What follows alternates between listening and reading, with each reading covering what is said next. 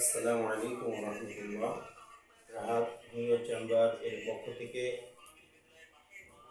মুসলিম উম্মাহ সকলের জন্য, মুসলমান ভাই এবং বন্ধু সকলের জন্য রয়েছে কুরআনুল হাকিম শিক্ষার ব্যবস্থা।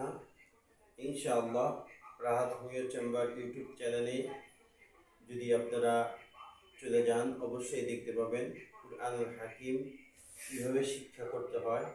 এই শিক্ষা প্রদান করা হবে রমজান মাসব্যাপী। আমরা যারা যারা কুরআনুল হাকিম শিখে নিজের জিন্দেগি সুন্দর করতে চাই, সাফল্য আনতে চাই, তারা সকলেই রাহাত হোমিও চেম্বার ইউটিউব চ্যানেলে চোখ রাখুন, দেখবেন কীভাবে ঘরে কুরআনুল হাকিম শিক্ষা করা হয়। ইনশাআল্লাহ আমরা যারা শিখব তারা অবশ্যই চোখ রাখব।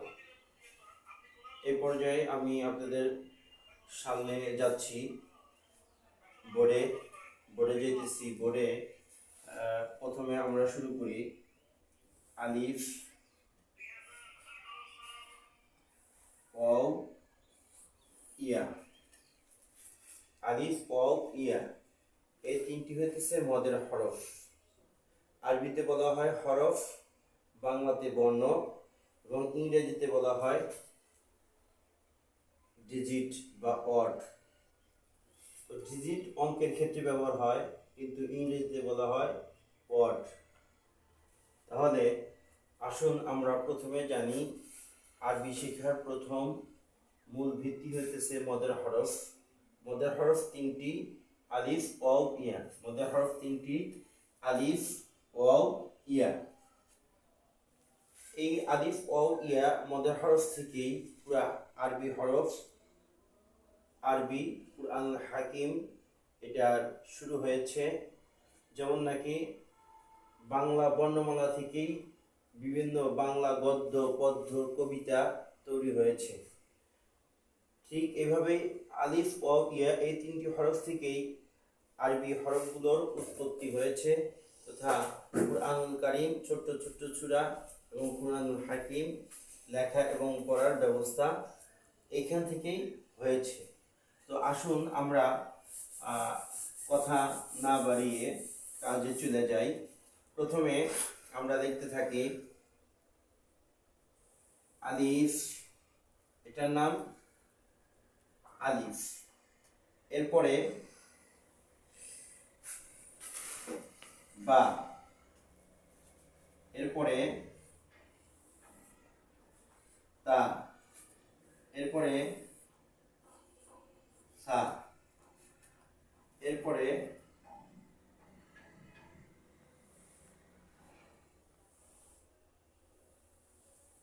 জিম, এরপরে জিম হয়েছে হা, এরপরে খ।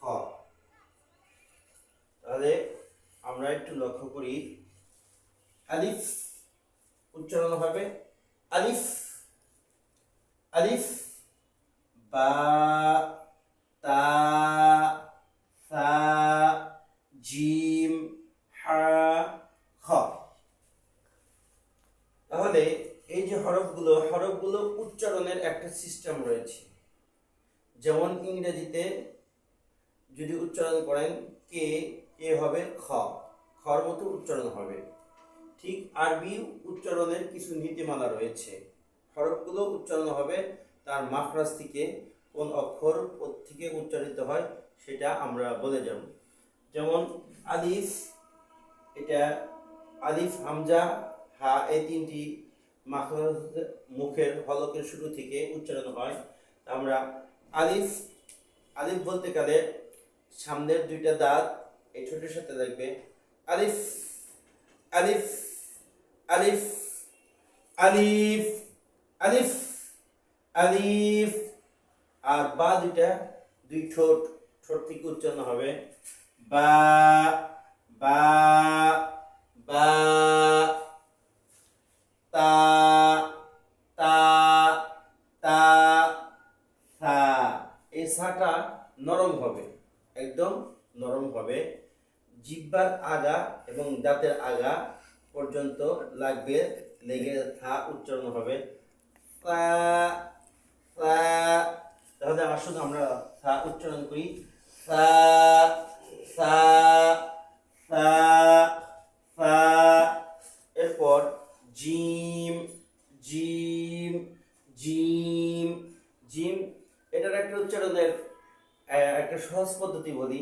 যেমন আমরা ডিম উচ্চারণ করি, ডিম ডিম বলতে গেলে দেখবেন জিহ্বাটা একটু ভাজা হয়ে যায় বা ডিপ হয়।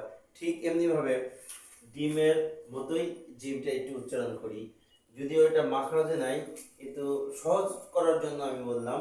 যেমন জিম জিম জিম। হা হা। হাটা হচ্ছে কণ্ঠনালীর ভিতর থেকে, যেমন এরকম হা, এরকম যে আমরা নিঃশ্বাস ছাড়ি বা এটা একটু যদি চাপ দিই তাহলে হা হা হা হা। এরপরে খ খ খ খ খ খ খ।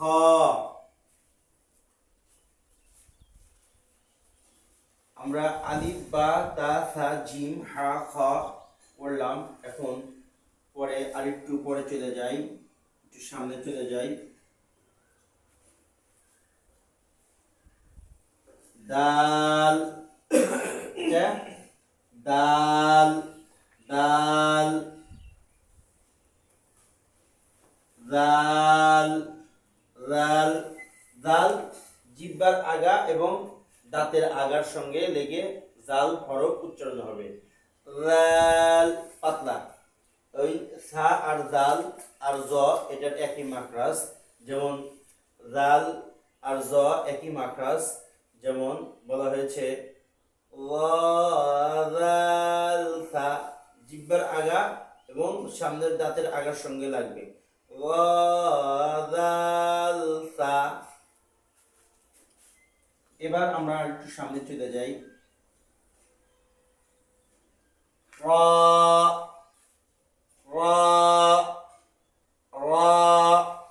এই হরফটার নাম র।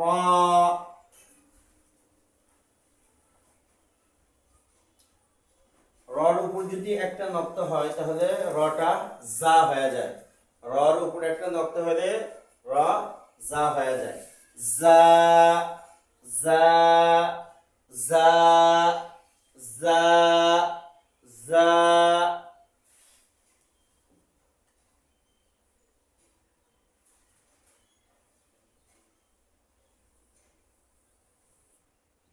সিন। যেমন অনেকেই বা দোয়েল পাখি যেমন শীষ দেয়, শীষের মতো করে সিন সিন সিন সিন সিন সিন সিন।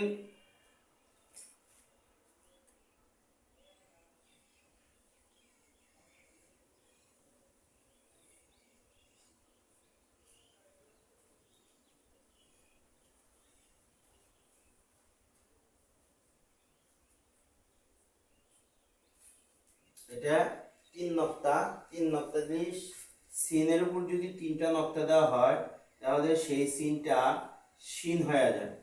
শিন শিন শিন শিন শিন।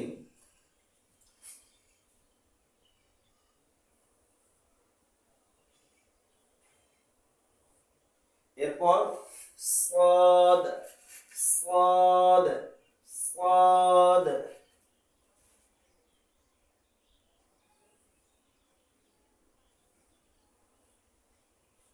এরপর ضاد ضاد হইতেছে জিহ্বার আগা উপরের মাড়ি দাঁতের গোড়ার সঙ্গে লাগবে। জিহ্বার আগা, জিহ্বার গোড়ার কিনারা, জিহ্বার গোড়ার কিনারা উপরে মাড়ি দাঁতের গোড়ার সঙ্গে লাগবে, লেগে এই হরফটা উচ্চারণ হবে। যেমন গদ গদ গদ গদ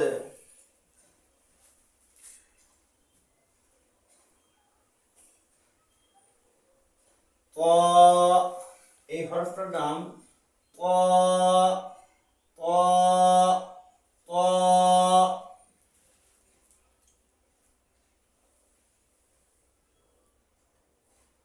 ল ল জিহ্বার আগা। ওই যে বলছিলাম যে জ রাল থা, এটা তিনটি হরফ একত্রিত উচ্চারণ হবে, জিহ্বার আগা এবং সামনের যে দুইটা দাঁত, দাঁতের আগা। ল রাল সা, ল রাল সা।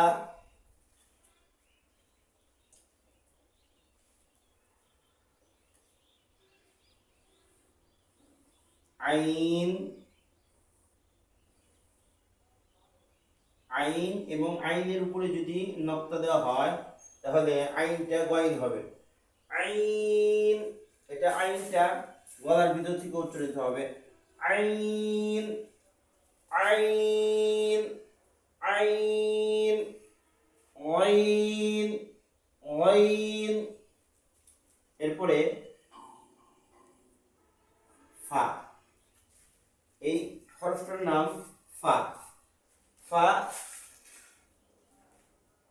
সামনের উপরে দুইটা দাঁত এবং ঠোঁটের উপরে এসে চাপ পড়বে। ফা ফা ফা ফা ফা ফা ফা।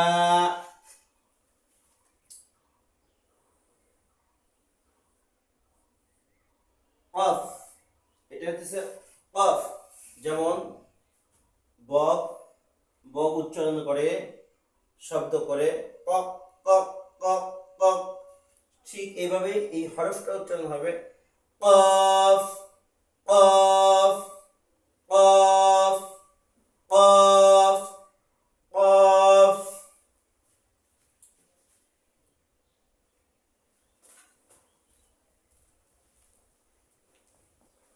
কাফ, কাফ, এই হরফটার নাম কাফ।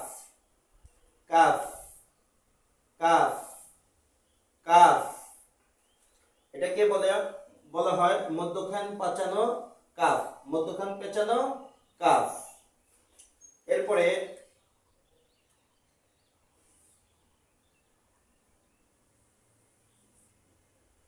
বশির কালের মতো দেখা যায়, এটার নাম লাম লাম লাম লাম লাম লাম। এরপরে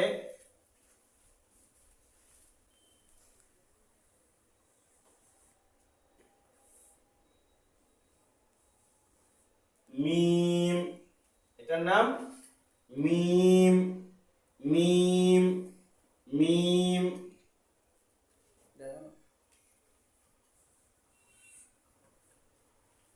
মিম দেখা যায় না? নুন। আচ্ছা, আমরা আরেকটু উপরে চলে যাই। যেমন নিচে দেখার সমস্যা হচ্ছে, আমরা একটু উপরে চলে যাই। যেমন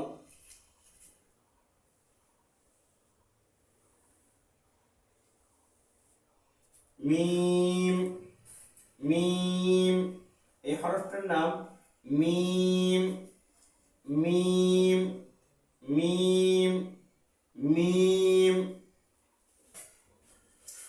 এরপর হরফের মিম,